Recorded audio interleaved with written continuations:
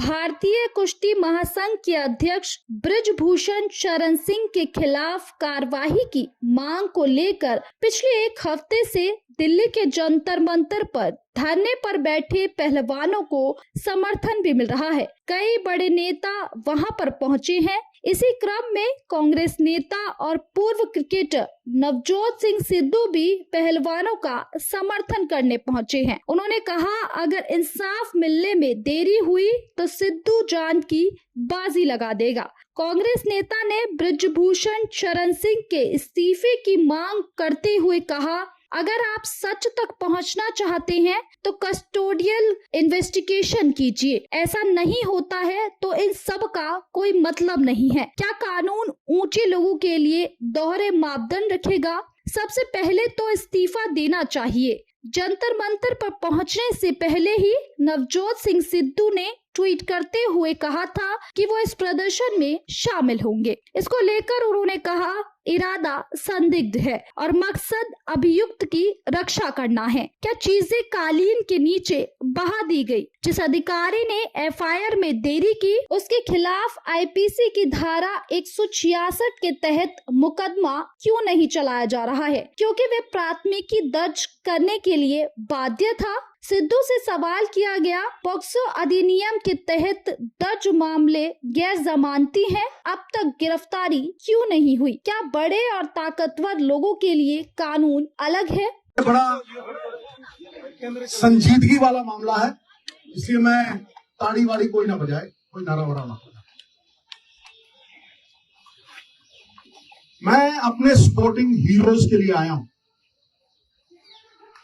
और मैं ये जानता हूं कि स्पोर्ट एक साधना है।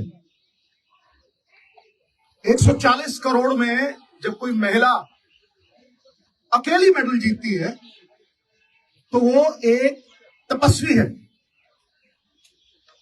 और वो रोल मॉडल है जिसकी प्रेरणा से करोड़ों लोग खेल जगत में वो प्रयास करते हैं जिससे देश गौरवान्वित होता है। ये रियल हीरो नहीं है गुरु, ये रियल हीरोज हैं जो मिट्टी से मिट्टी होते हैं। इसलिए इसको छोटे दायरे में बिल्कुल मत रखना।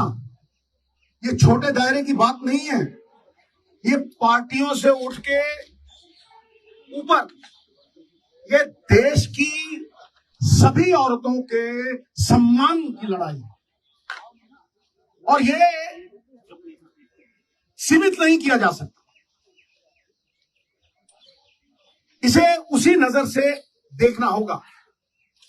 अब देश के लिए सवाल यह है कि क्योंकि दोषी एक बड़ा आदमी है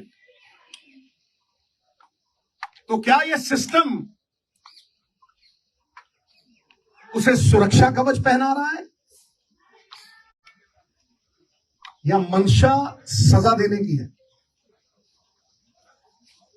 किसी भी केस की बुनियाद एफआईआर होती है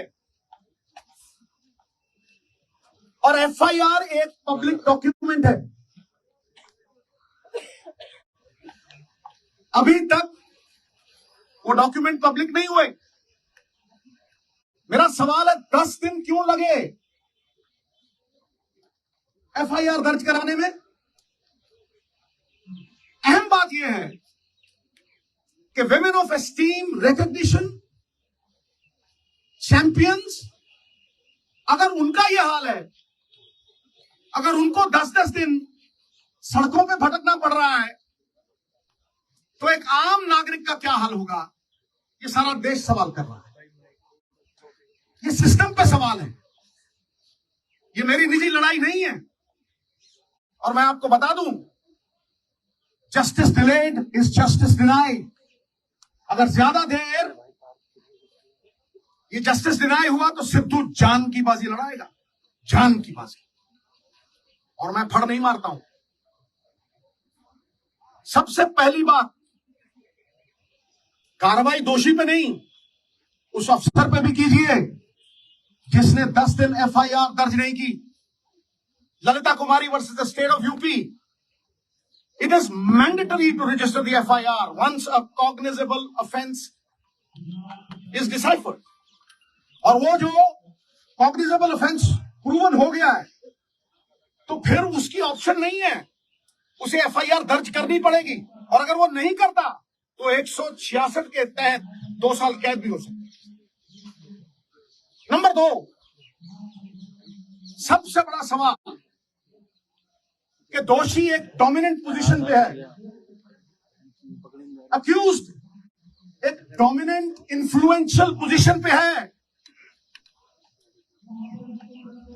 वो किसी का भी करियर बिगाड़ सकता है और किसी को भी धमका सकता है। तो फिर आप कैसे एक्सपेक्ट करते हैं कि वो इतनी डोमिनेटिंग पोजीशन पे है, एक फेयर इन्वेस्टिगेशन होगी? Where is the moral authority now? He must resign for a fair probe, for a fair investigation. FIR दर्ज इसलिए नहीं की गई, कमेटी बनाने का मतलब पूरा देश समझता है। You are sweeping things under the carpet. FIR का मतलब, इसका कमेटी का मतलब क्या है कि ठंडे बस्ते में डाल दो, भटकने दो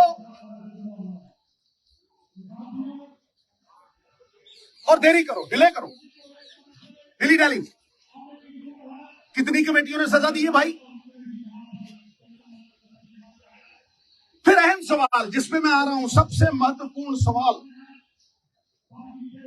अब जो एफआईआर हुई है और कोर्ट की प्रोसीडिंग से मैं पूरी तरह से कन्विंस्ड हूं, वो पॉस्को एक्ट के तहत हुई है। पॉस्को में, POCSO is not a bailable offence. जब वो बेलेबल ऑफेंस नहीं है, किस धारा के तहत किया है? आप माइल्ड एफआईआर तो नहीं कर रहे उसे क्लीन चिट देने के लिए, बैकडोर एग्जिट देने के लिए। बताइए किस धारा के तहत आपने वो किया है? और क्योंकि वो माइनर की कंप्लेंट है, उसमें कंसेंट मैटर नहीं करती। मिनिमम सजा 3 से 5 साल है। अरेस्ट क्यों नहीं हुई? I am asking the question, ये अरेस्ट क्यों नहीं हुई? और सबसे बड़ी बात, इस बात को मैं आपको विनती कर रहा हूं, इस बात को मैं चिल्ला चिल्ला के कह रहा हूं कि अगर आप सच तक पहुंचना चाहते हैं, अगर आप तथ्यों तक पहुंचना चाहते हैं, you want to uncover the truth, तो जैसे बाकियों की होती है, custodial interrogation is a must. पकड़ो जैसे होता है, अरेस्ट करो और कस्टोडियल इंटेरोगेशन, वरना it is a meaningless exercise, फिर उसका कोई फायदा नहीं है। बारंबार 10 दिन भटकाते रहे हो। इतने बड़े बड़े लोग हैं, तालीम का शोर इतना, तहजीब का शोर इतना, अरे बरकत क्यों नहीं होती? तुम्हारी नीयत में खराबी है, तुम्हारी नीयत में खराबी है। और देवताओं की नीयत में भी आ जाए अगर फर्क, नजारा चाहे जन्नत का क्यों ना हो जाएगा गर्क। सो ये सबसे अहम मुद्दा है साहब। क्या कानून, अगर आपके पास हो रहा है कुछ भी गलत या आपके पास है जनहित से जुड़ी खबर, तो आवाज उठाएं, वीडियो बनाएं, हम पहुंचाएंगे जिम्मेदारों तक आपकी आवाज। उठाएं अपना फोन, वीडियो बनाएं और हमें भेजें। हमारा नंबर है 8447819571। टीवी 100, उत्तर प्रदेश, उत्तराखंड, दिल्ली, मंदिर दर्शन, बॉलीवुड, हिमाचल प्रदेश, हरियाणा। फैक्ट और मोटिवेशन के लिए चैनल को लाइक करें, सब्सक्राइब करें और बेल आइकन को प्रेस करना ना भूलें।